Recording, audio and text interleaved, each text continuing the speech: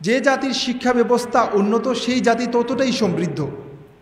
যে জাতির শিক্ষার দিক থেকে পিছিয়ে পশ্চাৎপদ সে জাতি হিসাবেও পিছিয়ে।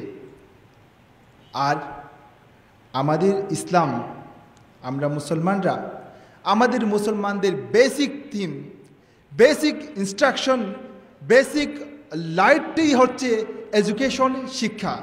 আমরা সবাই জানি যে আমাদের কাছে প্রথম যে মেসেজটি এসেছিল আল্লাহর পক্ষ থেকে সেটা কি ছিল? হেরার গুহায় রাসূল আকরাম সাল্লাল্লাহু আলাইহি সাল্লামকে জিবরিল এসে প্রথম যে ওয়ার্ডটি শিক্ষা দিয়েছিলেন, ইট ওয়াজ ইকরা, পড়ো।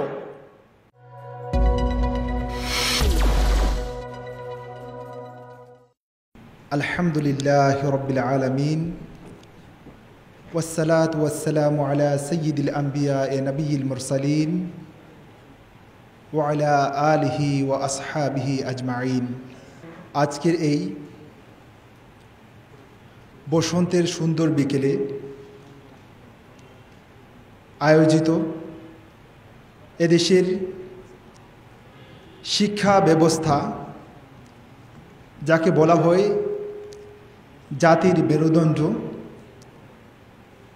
ব্যাকবোন অফ দ্য নেশন,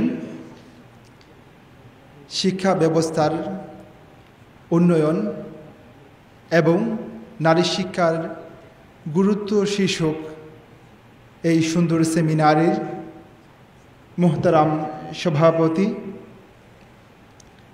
আমার অত্যন্ত শ্রদ্ধাভাজন এবং অনুকরণীয় ব্যক্তিত্ব, প্রখ্যাত আলেমে দ্বীন, ব্রিটেনের মিডিয়া অঙ্গনের একজন অত্যন্ত গুরুত্বপূর্ণ দিকপাল, হযরত মাওলানা মুফতি আব্দুল মুনতাকিম সাহেব দামাত বারাকাতুহুম, মঞ্চে উপস্থিত সম্মানিত উলামা ইকরাম, সুধীবৃন্দ, আসসালামু আলাইকুম ওয়া রাহমাতুল্লাহি ওয়া বারাকাতুহু। আমরা অত্যন্ত আনন্দিত যে আজকে আমরা এরকম একটি সুন্দর আয়োজনের মধ্য দিয়ে এমন একটি বিষয় নিয়ে আমরা আলোচনা, নিজেদের মধ্যে চিন্তা চেতনার এক্সচেঞ্জ, লেনদেন এবং জাতিকে, আমাদের নেক্সট জেনারেশন, আমাদের ভবিষ্যৎ জাতিকে সঠিকভাবে তাদের মেরুদণ্ডটি, তাদের ব্যাকবোনটি কীভাবে সুগঠিতভাবে সাজানো যায়, সেই চিন্তাটি নিয়ে আমরা আজকের এই সুন্দর আয়োজনটি করার চেষ্টা করছি। আমরা অত্যন্ত আনন্দিত।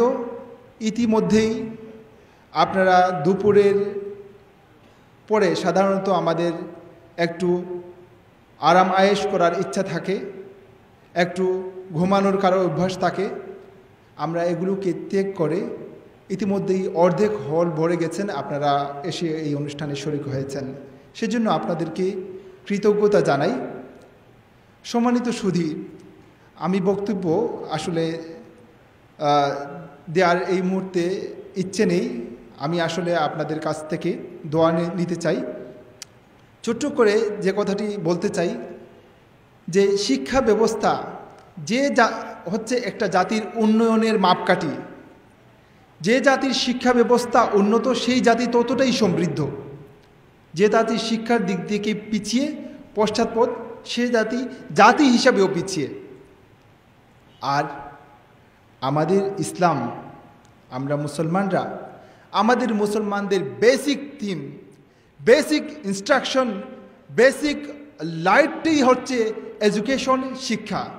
আমরা সবাই জানি যে আমাদের কাছে প্রথম যে মেসেজটি এসেছিল আল্লাহর পক্ষ থেকে সেটা কি ছিল? হেরার গুহায় রাসূল আকরাম সাল্লাল্লাহু আলাইহি সাল্লামকে জিবরিল এসে প্রথম যে ওয়ার্ডটি শিক্ষা দিয়েছিলেন, ইট ওয়াজ ইকরা, পড়ো।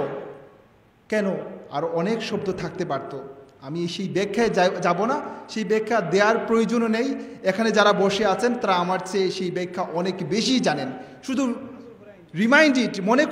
করিয়ে দিলাম যে শিক্ষাটা কতটা গুরুত্বপূর্ণ।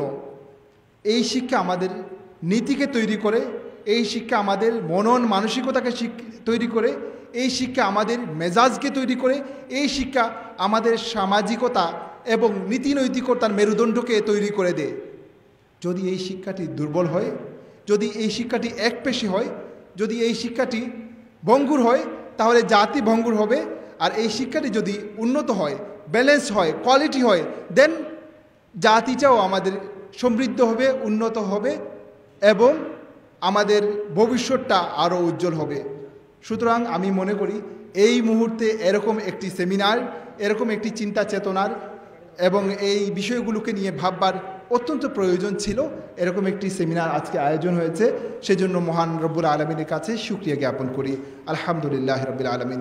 ছোট্ট আরেকটি কথা একটু স্মরণ করিয়ে দিই। একটা জিনিস আমরা লক্ষ্য করি, আমাদের প্রাথমিক শিক্ষা ব্যবস্থা যদি লক্ষ্য করি, তাহলে আমরা দেখব যে তিনটি ধারায় বিভক্ত হয়ে আছে। এক হচ্ছে বাংলা শিক্ষা ব্যবস্থা, বাংলা মাধ্যম, দুই হচ্ছে ইংরেজি মাধ্যম, এবং থার্ড ওয়ান যেটা হচ্ছে ইন জেনারেল আমরা কিছু আরবি শিক্ষা মাধ্যম শিক্ষিত হই, আরবি শিখি মাদ্রাসা বা মক্তবের মধ্য দিয়ে। যারা আমরা বাংলা শিক্ষা মাধ্যমে শিক্ষিত হই, তারা দেখা যায় যে ইংরেজি এবং আরবি মাধ্যমের দিক দিয়ে আমরা অনেক পিছিয়ে। আবার যারা ইংরেজি মাধ্যমে শিক্ষিত হই, তাদের নাক একটু উঁচু থাকে, তারা আবার বাংলা এবং আরবি মাধ্যমকে একটু অবজ্ঞা করে চলেন।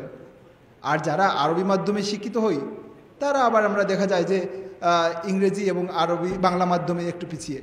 বাস্তবতা এই দাঁড়ালো যে আমরা একদিক থেকে সবল, অন্যদিকে দুর্বল, একদিকে সবল, অন্যদিকে দুর্বল। তাহলে কি একটা স্ট্রং জাতি আমরা কিন্তু নই, আমরা কিন্তু একটা বঙ্গুর জাতি। আমার ইংরেজি শিক্ষা ব্যবস্থা শক্ত আছে, আমার বাংলা নাই। আমার আরবি ব্যবস্থা শক্ত আছে, তাহলে ইংরেজি বাংলা নাই। আমার বাংলা ব্যবস্থা শক্ত আছে, তাহলে আমার আরবি এবং ইংরেজি নাই। তাইলে কি হলো?